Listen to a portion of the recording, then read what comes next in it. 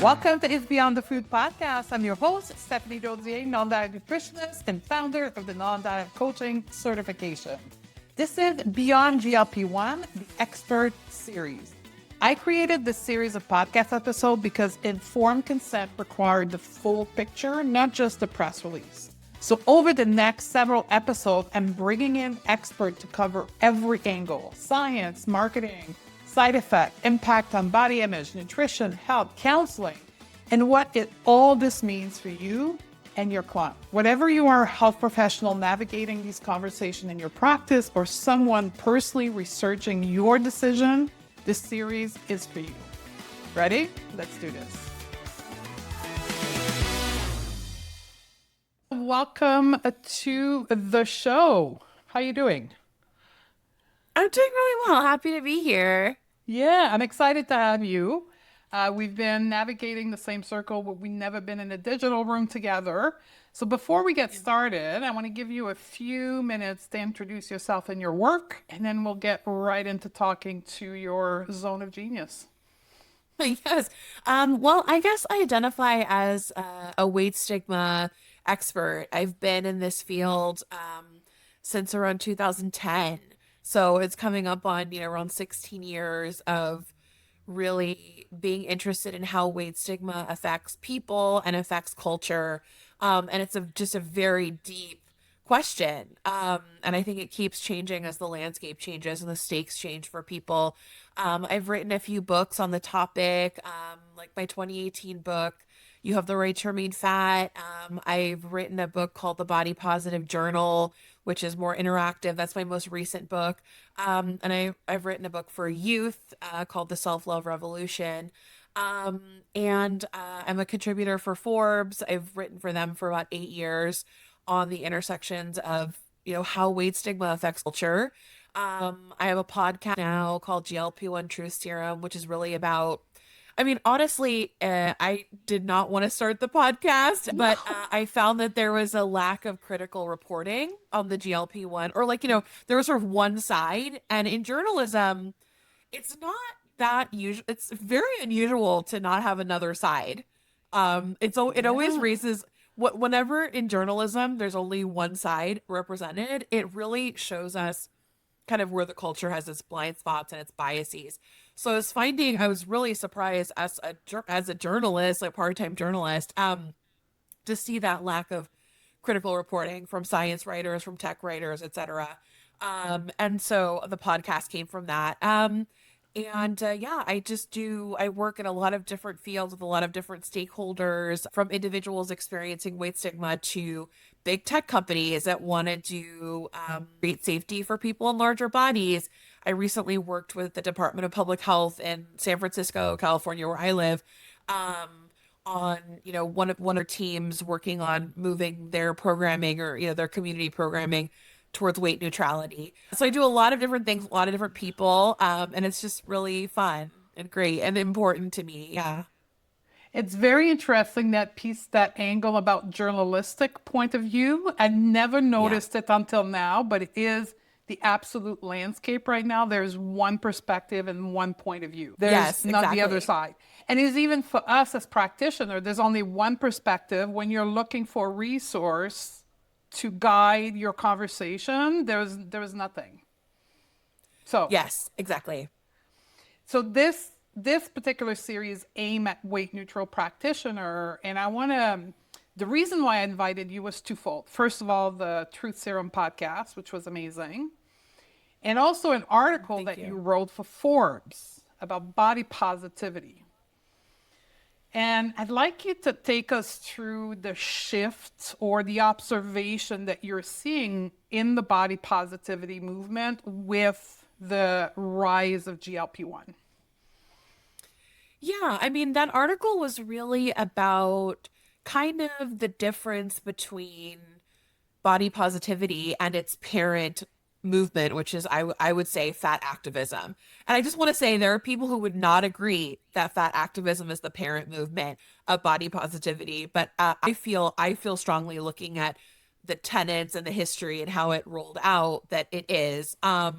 but that's still up for debate. I just want to kind of put that out there. But fundamentally what it came down to is body positivity in a lot of ways was about the individual, and fat activism is more about the collective. So it's kind of like the social change, like how do we change society to have it be safer to exist in any body, no matter what size it is. It's kind of the question of fat activism.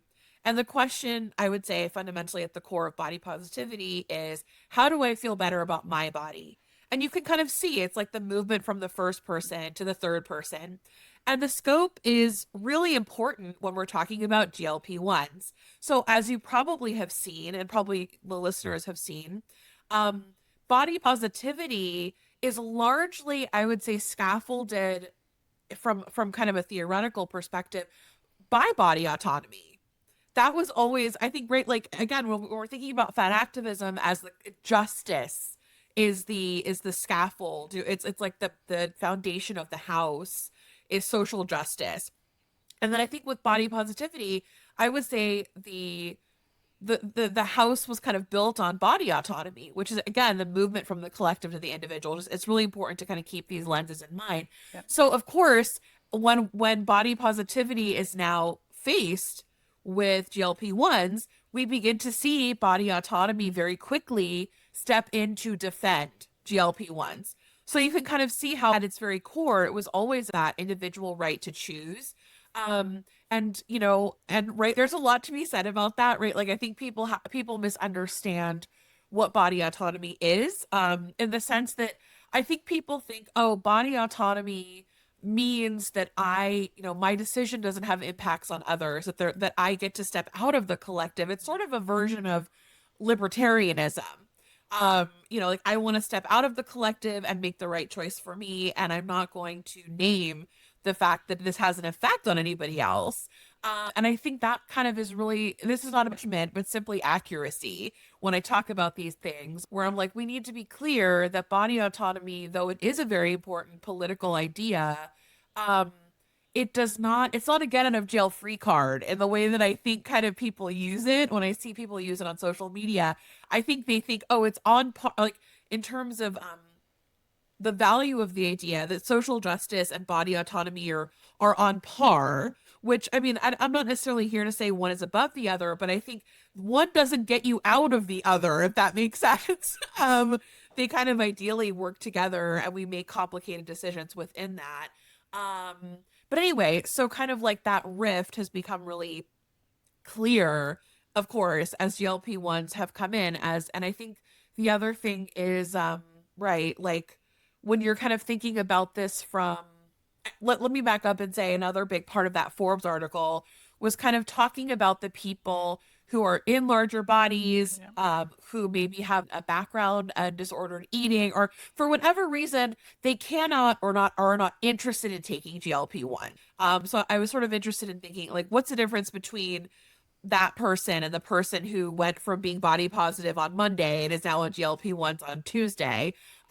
So what I really was starting to think about was, oh, right, that person has likely done different work. Like they've maybe had to look at the scientific case. This isn't just about feeling good. It's about actually taking care of and creating safety for yourself, which when you're in a larger body is like feeling good might be one thing that you would like, but you also want, equal wages, equal access to clothing, things that like if you're in a larger body that you actually deal with. So I think the last thing I'll say about the Forbes article is like, I was really interested in how the scientific case around food restriction, which really is fundamentally what GLP-1s are doing, has already been kind of well documented. We already have over 100 years of data on what food restriction does and how it doesn't work long term. And so the people who are maybe more politically engaged in the kind of the activist sense or in the collective sense, are perhaps likelier to have like got through that case and kind of looked at it and taken the time to do the research, and see that sort of GLP-1s would have to, I mean, fundamentally would have to defy everything we know about biology and weight science in order to be able to guarantee the things that it's guaranteeing, which I think can be very, it's weird to be in a moment where saying something so clear and so obviously so obviously proven by data is controversial right now. But I think for someone like me, where I look at GLP-1s from day one and I'm like, wow, okay, so they're saying they're going to defy science. I can't imagine a world in which they can do that. And I think maybe someone else who's less interested in the collective orientation of the topic might say, well, I'm going to do what makes me feel good. And maybe like body positivity will make me feel good Monday, but now this is what makes me feel good on Tuesday. And you see how there's kind of a different standard of like what creates action in an individual, right? Like those kind of different levels. Yeah. It's fascinating when I was reading it, and I was reading it from someone who is on social, like I'm a public figure, but not a public figure influencer. Like my people who are listening to that are on social media from a practitioner perspective, healing the world. Yeah. And it really, for me, your article reflected your intention of co-opting or using body positive from an influencer perspective versus somebody who's in that game for social systemic change versus individual change. Yes. And that's what we're seeing in those big influencers who are now, for all the reason that they're going to GLP-1, where for me it was never about me, it was more about the social justice aspect of it. And it really defined, I think, it named that differences, your article. Yeah, yeah. And I think those differences have been largely unspoken, right? I think I think the tension has been there, and now we've wait where we actually have to discuss them, you know? Yeah. I think for me, it's like, you know, it's fine to have more of a focus on body autonomy, but I think, you know, you have to take responsibility for that's your stance. And I think similarly, the moral hazard on the social justice side is to sort of say, you know, I think definitively I know the perfect correct answer. And I think like we both have, I mean, as someone who's more on the social justice side, the fat activism side, I know that I also have blind sides and things like that, but or blind spots, I should say. But yeah, I think when we're talking about the stakes, these are very different stakes, of course. So when we think about body positivity and its link to fat activism, I can't help but ask the question, how do you see the future of fat activism in a Ozempic era as we see it today in 2026? Yeah, I mean, I think it's important to name that nothing has changed. I mean, like in terms of kind of, well, okay, so obviously Ozempic has come in and historically unprecedented amount of money on marketing. We have never seen diet culture spend this much money on marketing ever. So I think it's important to name that. So the marketing climate is very different. But again, when it comes down to the stakes, like diet culture existing to and promoting fat phobia and piggybacking on sexism and racism and all of that, those things haven't changed. So I mean, I think there is this real instinct to kind of chase after the marketing that GLP-1s have given us, which is like the landscape is new, this is different. And I'm like, the thing that's really changed is the amount of marketing dollars that are being spent, which of course it does change. It changes the psychological landscape. You know, like obviously going from almost a decade of body positivity, which I think was a very affirming time for people in a lot of different body sizes. And maybe it felt like doing the work of self-acceptance, doing the work of social change felt a little bit easier, like the culture had your back.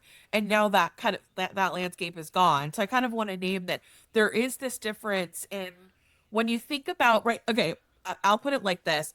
When you think about what marketing kind of is, right? Like all of body positivity, all the stuff we saw, that was coming from the marketing budget. So just to be clear, right? Like, so I mean, so I think what's happening, right, is like the marketing landscape has changed. That does not mean that it doesn't have emotional impact. But what we're talking about is a marketing landscape that has gone from body positivity to GLP-1s. that spend like competition has gone way up for GLP-1s and way down for body positivity. And so in that way, that has been a major shift.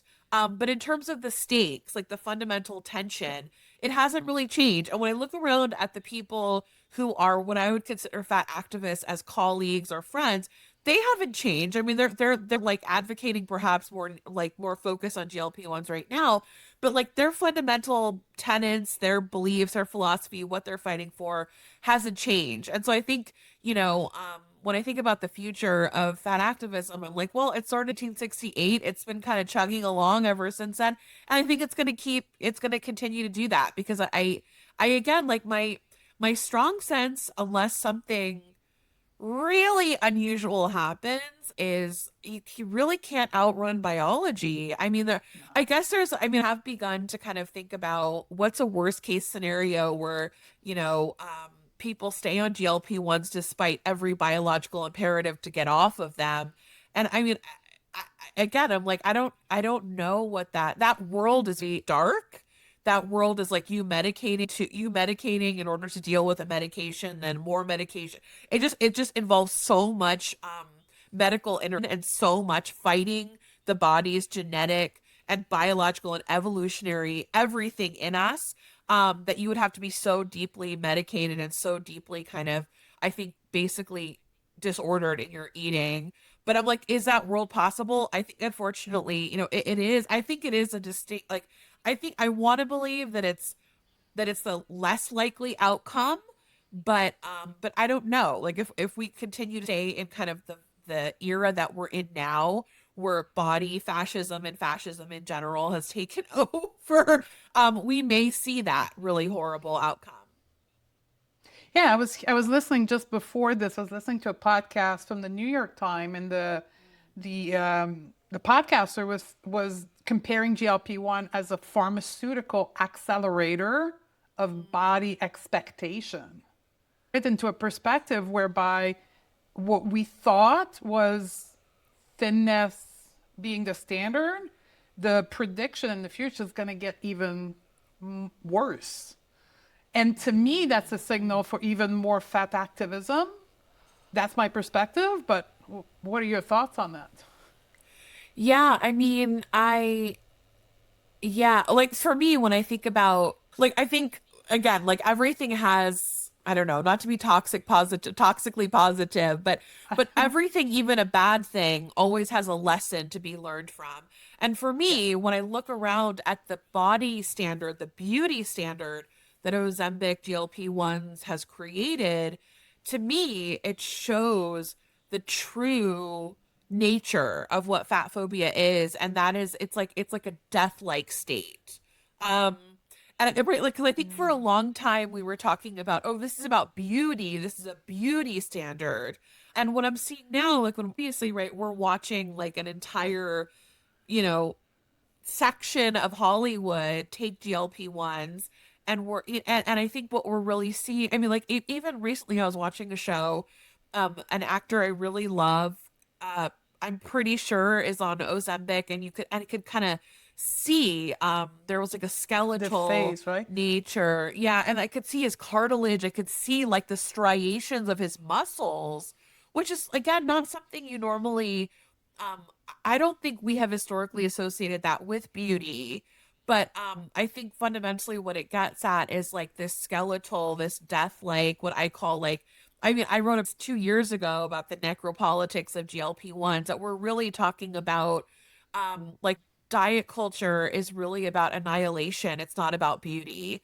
And I think what GLP-1s has shown us is, um that, that line of like, I'm just trying to be beautiful, that it doesn't really hold up, right? Like when you're kind of looking at what the potential of these medications can do to how someone appears, and all, not to, all the things that it's associated, scurvy, hair loss, like, one of the things people And often don't mental. talk about, yeah, anhedonia, like the development of kind of Yeah.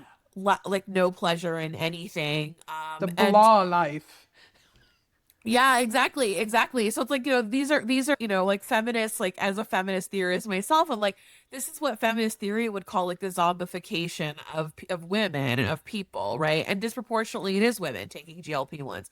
So yeah, I mean, I think about, it's like it really gets to that annihilatory necropolitical base that really is at the heart of diet culture. And it really helps us see that this was never about beauty, that it's about conformity, it's about doing what you're told, and it's also about denying your humanity at its core. Yeah.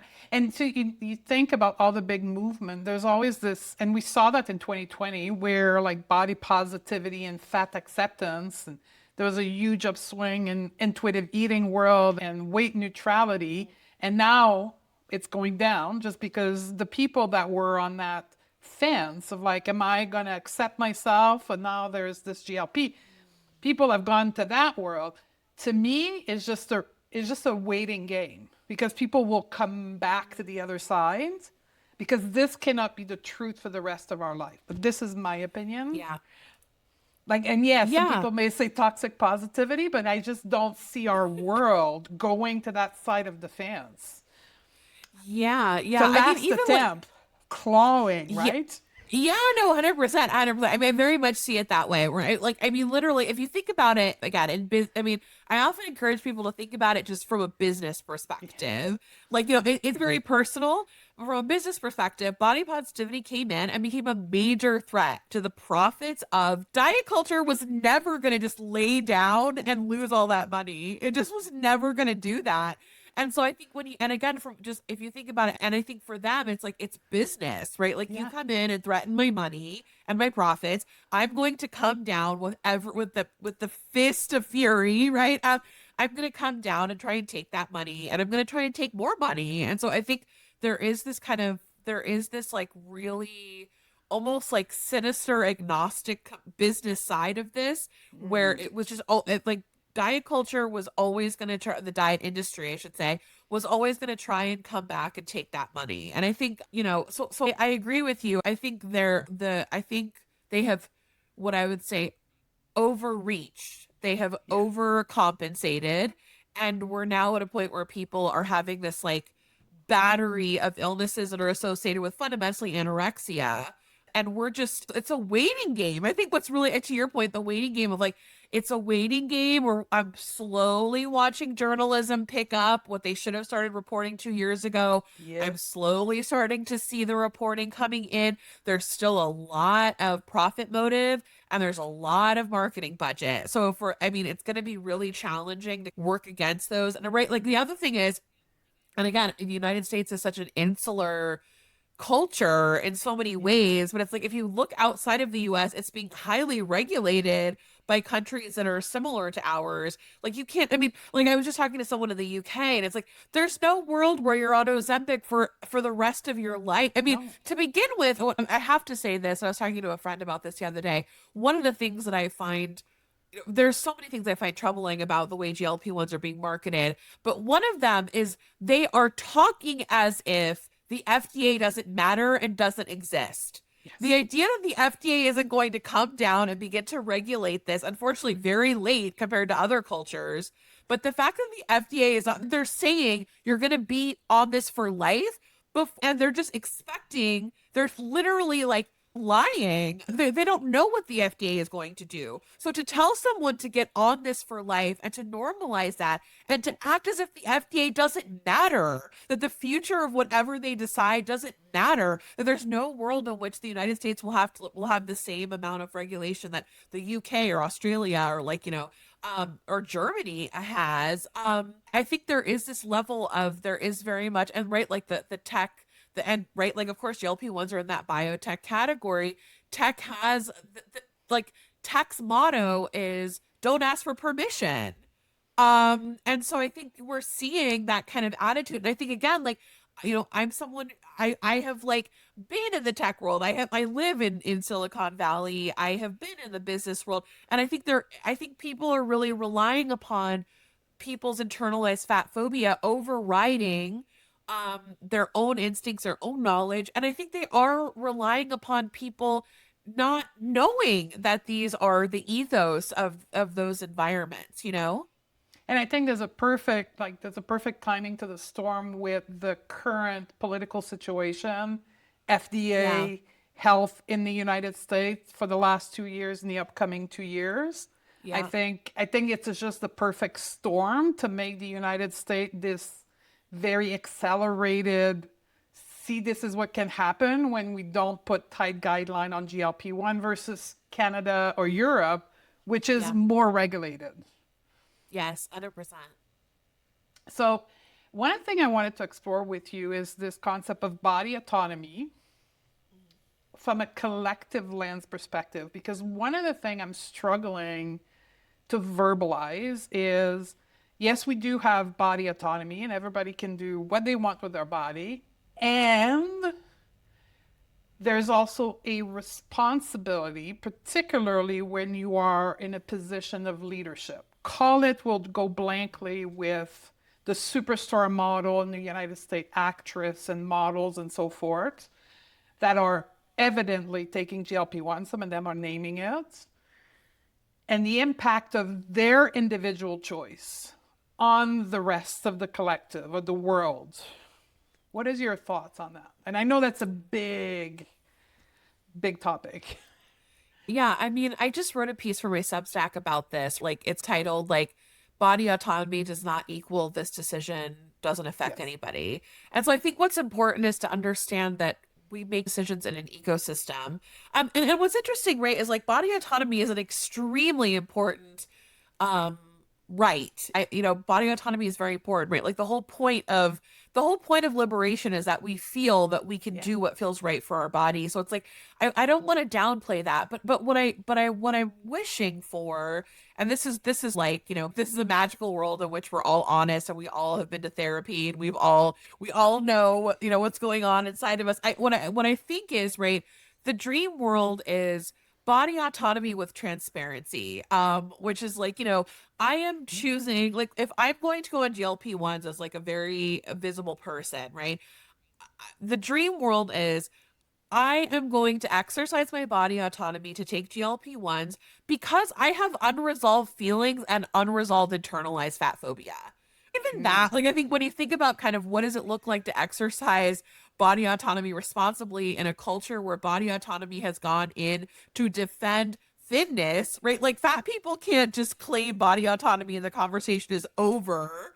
Right, we're expected to show our blood work. We're expected to defend our Yep. humanity. We don't just, people in smaller bodies or people who are on like a weight loss thing.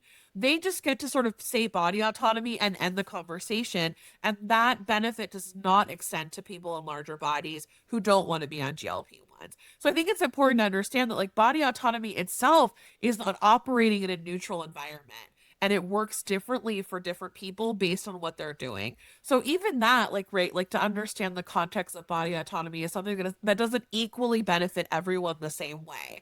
Like, if I could just say body autonomy, conversation over, that would be one thing, but I don't get to have that. I am often asked to talk about my private medical records, actually, to people I don't know, and to the public. And so it is really kind of a very it operates very differently if you are in line with what the culture expects from you. And I think, again, I talk about this in the article, right? Like, body autonomy doesn't happen in a vacuum. It happens in an ecosystem. And often that claim to body autonomy lands somewhere. It lands on fat people, right? Like, it lands on, like, I think people in larger bodies, people who don't want to take GLP-1s, are asking for transparency. It's like you have to, I think we have done so much to say, we don't want to tell you what to do with your body. We don't want to tell you don't gaslight us, though. I think that really, it's Yeah. such a, like, it's such a human and, in fact, simple request. But I think what it asks the person to do is to name something that is unresolved within them. And so instead of kind of naming it, it is maybe more intuitive or easier to just gaslight people. And so I think that's the unfortunate thing. Like, when I think about, I can't help but say, for me, whenever I interact with people or talk to people who are still deeply, deeply engaged in a weight loss project, um, I see a person in pain. Yes. I see a person in a very specific kind of anguish. And so I have not met people who are just, not in that experience and then they just happen to be on a weight loss journey, right? Or whatever. So I think just anecdotally for me, what I think is important to say is like, right, because what happens is that people in larger bodies are disproportionately pathologized, seen as suffering, seen as ill, and then people who are on a quote unquote weight loss journey are seen as like healthy and morally superior and all of this. And I'm like, actually, we're all in pain because of fat phobia, and we're dealing with it differently depending on how much emotional internal work that we've done. And people who haven't done a lot of emotional internal work often end up just continuing to be on the weight loss sort of treadmill, if you will. So, I mean, I don't like be overly generalizing, but that's like every bit of anecdotal data I've ever lived. And so, yeah, I mean, I think what people are asking is transparency, and I think there is this level of vulnerability that people in larger bodies really feel. I think we are in the midst of what I would call like a silent mental health crisis. Like literally, I started to see it even about a year and a half ago, like about 6 months into the heavy, like the marketing, the heavy marketing of GLP-1s, which began in January 2024. About 6 months into that, I began to see what I would call signs of huge distress among people who are in recovery from eating disorders, who are in larger bodies, who are in recovery from years of internalized weight stigma, working body image, um, really just feeling like they've been hung out to dry.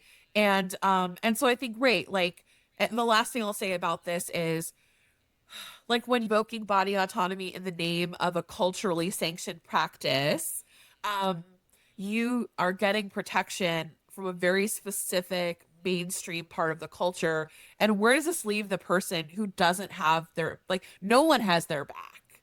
And they're suffering, right? And maybe their mental health professional is trying to run to catch up to help them. Or maybe they don't have one, right? Because we know people in larger bodies make less money. So I just kind of think about like, I think silent part, saying the quiet part out loud, which is like, who picks up the tab when you are on a weight loss journey and claiming body autonomy in an attempt to shut down any kind of conversation? Who picks up that tab?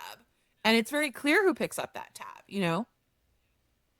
That is, thank you. You gave me a lesson on how to put into words, because that's what I see happening, because I'm on the receiving end of people coming to me for support and help, seeing the people they've been looking up to now melting away and claiming Yes. body autonomy, in which then years of work we've done together. And I've had a couple of people recently, years of work being put at jeopardy because they're like, did I make the right decisions?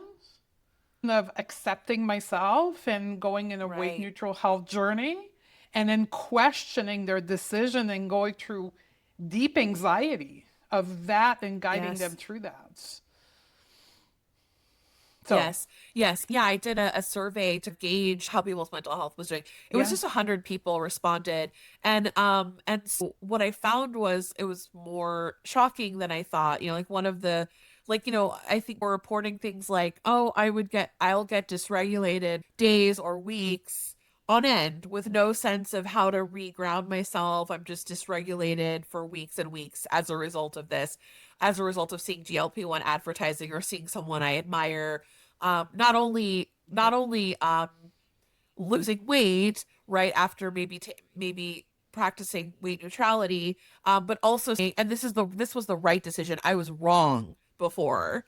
Again with the transparency where it's like, that to kind of have such a clean, and it's very much like I see a lot of times GLP-1 marketing is these people's scripts.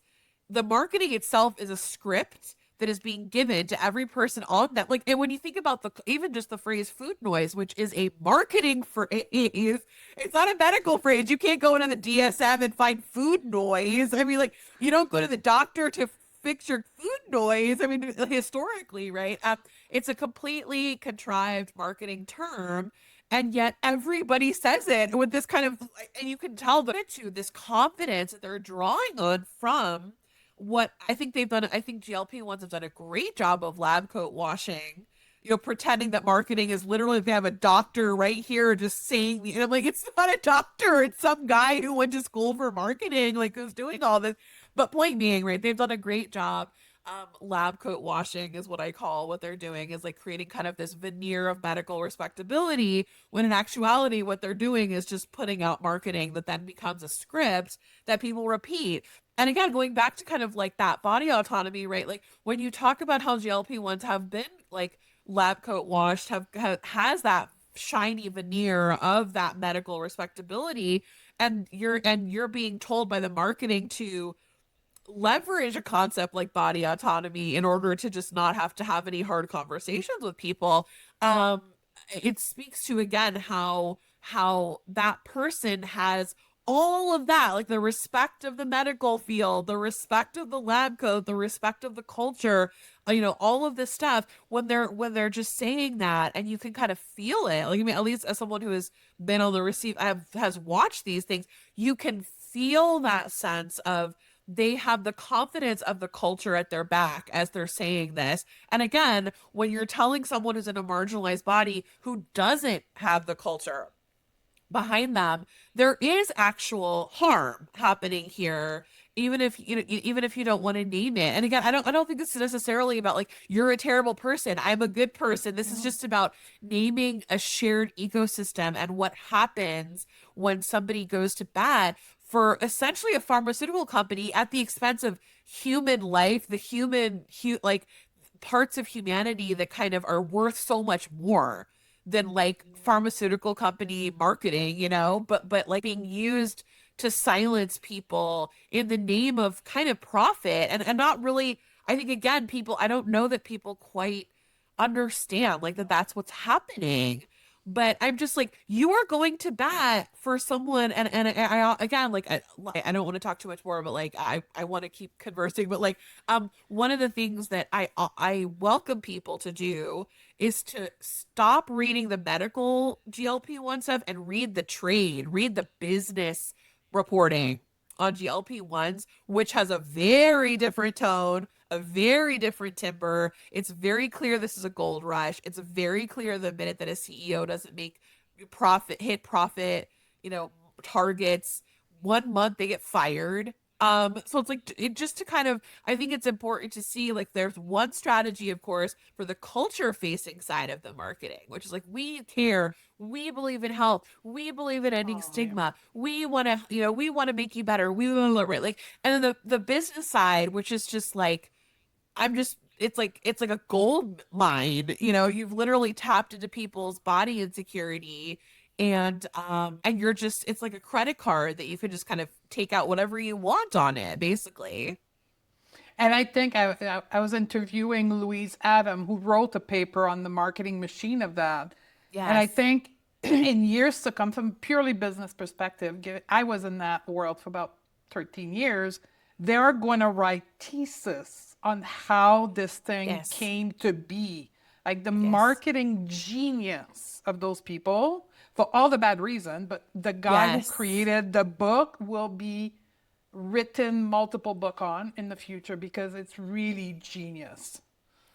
Tapped in the deepest psychological and emotional portion of human in modern society to capitalize on this, because that's all it is. I agree with you. It's 100% money making machine. It's not the well-being of people. Yes, exactly. And it's like, I mean, again, like I think even like one of the things I'm still waiting for, and I don't know if you've seen this, but it's like, I'm still waiting for people to understand that these aren't miracle drugs, that they work through starvation states. I'm like, if again, I'm just like, the marketing has even obscured how they work. I mean, it's just mind-boggling. Like the medication does have some mechanism of action outside of basically food restriction, but like fundamentally it relies on extreme food restriction, so like injecting anorexia basically. And so to me, the fact that the marketing has obscured the obviousness of how it even works is like mind-boggling, right? But yeah. Sorry. It's very simple. It, like, to me, the more I research it and I hear people talking about it, it's very simple. It tuned down your desire to eat, both Yeah. physiologically and psychologically. And that's what creates that blah personality, the Ozempic personalities, because you cannot selectively turn off the desire just for food. You turn off the Yes. desire for everything. Yes. But when you Yes. do that, you also make people extremely malleable. And then you get people to conform because now they do not have a desire to do anything, to speak out, to fight anything. So you have a population of people you can manipulate in every which way you want, which is exactly how, I mean, we can get in political conversation. Capitalism and the systemic power want you to be in this place where you're malleable. Absolutely. Yes. So I want to ask you a question before we end. Your podcast, you've interviewed some of the leading experts. If you were to say, like, here's two things that I learned that surprised me or that really got me to think differently on your podcast, because I would love people to go and listen to your podcast. Mm-hmm. Can you give me 2 to 3 things? Oh yeah, I'll start. So one thing, I mean, I still am thinking about it. We had Yeah. this interview about 2 months ago. I interviewed, he's a friend. So he's a trans masculine person who is on a GLP-1 for type 1 diabetes. Okay. Okay. So one of the things he said in the interview that blew my mind was he said, as a trans person, I have to jump through every imaginable hoop to get hormones that significantly alter my body. But if I want to lose weight, to get a hormone that significantly, if I want to lose weight, there is no hoops I have to jump through at all to get a hormone that significantly alters my body. And so I think like that, I mean, even just when I think about him saying that, it just chills down my spine, right? And it really speaks to the darker Culture. nature of this cultural agenda around like why are trans people literally being denied hormones that like, that significantly alter their body, but for their own mental health and well-being and thriving, right? Being denied these hormones, and then and there's every legislative, political, social hoop and medical hoop, and then on the other side is this where it's like you can get compounded hormones to lose weight. You can get them on the internet. You can get, I mean, even told me, I think she was traveling, they were available in a bowl unmonitored at the hotel lobby. You could just pick up some Ozempic or some off-brand GLP-1 and just take it. And so, I think it really speaks to, again, that darkness of like why, right? And it's because fundamentally our culture is deciding which bodies it wants to exist and which it doesn't. Like more thin people, fewer trans people. This is really scary. And I think that again, when we're talking about the marketing and how it obscures it, I'm like, the stakes are the same. These are like, right, literally from a medical perspective, these are injectable hormones that significantly alter your body, period. And so I think like that really has stuck with me, and I've just been chewing and chewing and chewing on it. And I think there's like, again, a level of darkness to that I'm not even totally ready to even like deal with internally.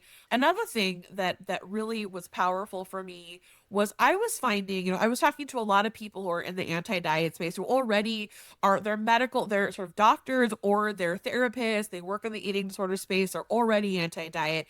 And of course I respect their opinion, and of course I agree with them, but I was finding myself, I think, and this is one of those traps of like internalized oppression, I was finding myself wanting to talk to a doctor who didn't have any real stakes in it, and for him to kind of lay out, what was happening. And I feel like I'm like critical of that instinct that I had. But I will say I talked to a doctor who is at Georgetown. He's also a friend. He cares about, and he cares about, larger bodied patients not experiencing stigma, but he doesn't really have a dog in the fight the way that a lot of my other guests really do and have.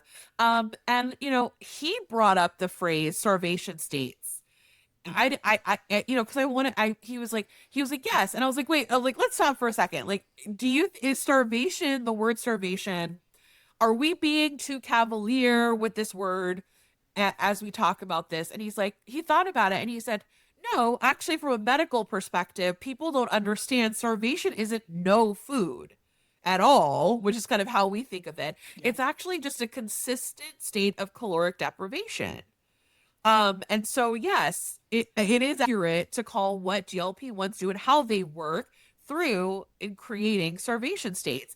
And I mean, and if you're not sure if that's true, all you have to do is look at the research of what starvation states do. One of the biggest things is it creates anhedonia, right? Like it creates that sense of that you don't get pleasure from anything because food is so connected to the reward system in our brain.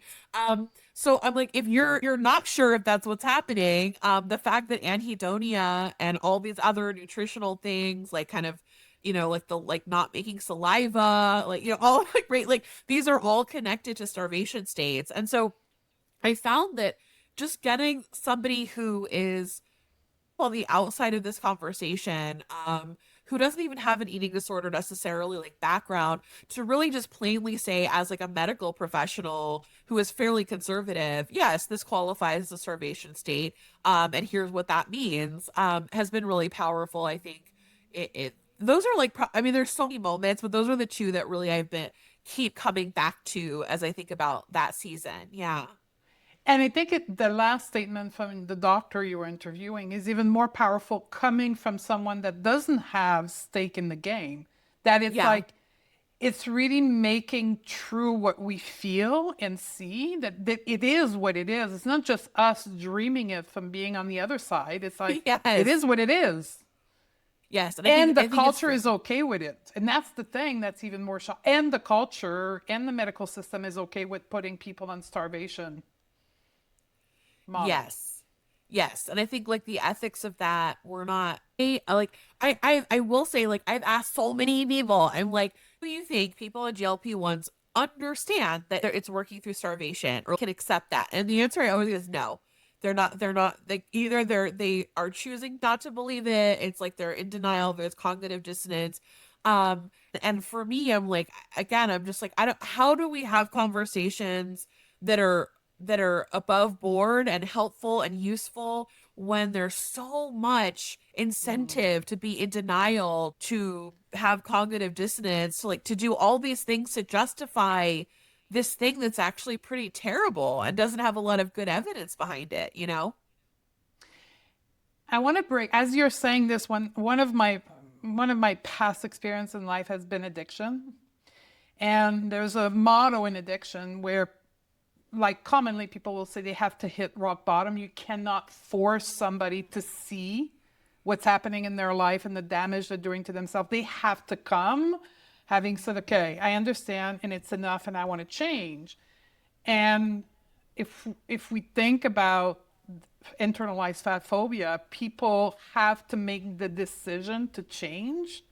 And until they can make that decision, all you can do is watch them go down the hill.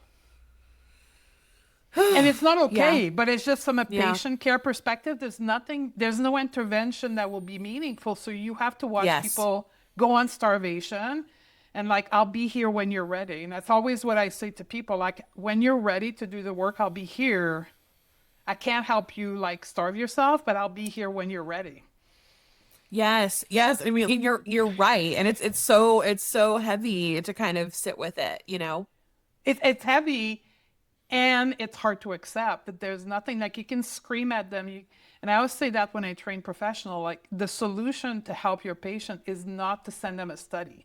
Like, more facts is not going to change their decision to go on a diet. That is not what will trigger the change. Facts will not change. All you can do is keep the door open, and when they're ready, they'll come. And that's why I think if we come back to part of our conversation, I think we're swinging the other way, and it's going to come back at some point. There's going to be all Yeah. these people that will have lost weight and regained the weight, and they will hit that rock bottom to say, okay, like, really nothing's going to work. I have to do the other side of the work. No, I mean I agree, and even when I think kind of where when is the culture going to actually start reckoning it and with it, and I mean like I'm talking specifically about like when is Yeah. really journalism going to start reckoning with this, and I think sadly the answer is what it always is around something like this, which is like the right people are going to have to be harmed. And by the right people, I mean the people whose bodies the culture really cares about. Like I think kind of, and it scares me. I think like to your point, I agree. I think that swing back to fat activism, body acceptance. I don't know what it's going to look like, but I just kind of am like, of course it's coming, and I hope that when I think about the cost, like what is that rock bottom going to look like for the culture? It really scares me because we're talking about an intervention that is so much more really extreme than and so well marketed than anything we've ever seen before. And like I think one of the statistics I was reading, one of the papers I was reading was like people when they get off of it, they gain weight at 4 times the speed of any other intervention, which to me, and when this is a whole other podcast, like one of the things I've been thinking about is like once you have had that starvation experience, it is now on your epigenetics. It is in your epigenetics, meaning that like it's going to kick in throughout your life. And if you have children, they're now, if the starvation marker wasn't on their epigenetics before, it will be now.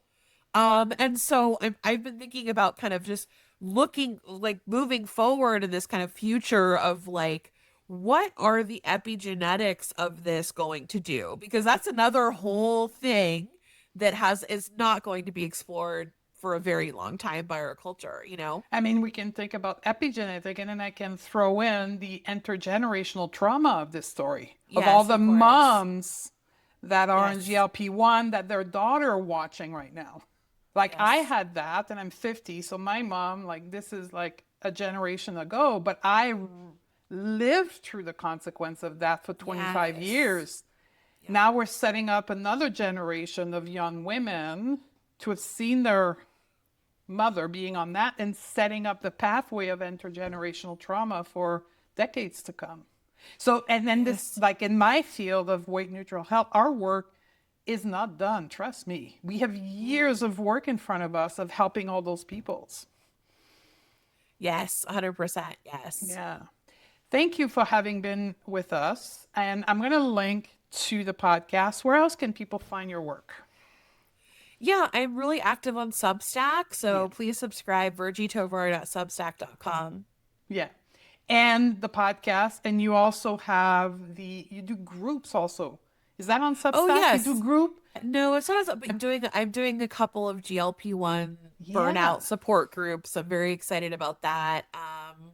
Yeah, just talking about, the impact for people who are in the anti-diet space and are feeling really just even if they're not confused about whether they want to take GLP-1s or not, like just the mental load that this environment has created is a lot for people. So And yeah. I also I was gonna saw say, workshops for practitioner about oh the, yes, yes. The May 27th, I'm doing a free training for people in yes. the health and wellness space on basically laying out the case against intentional weight loss. There are like only a few spots left, but yeah, absolutely. I'll send you Okay. the link.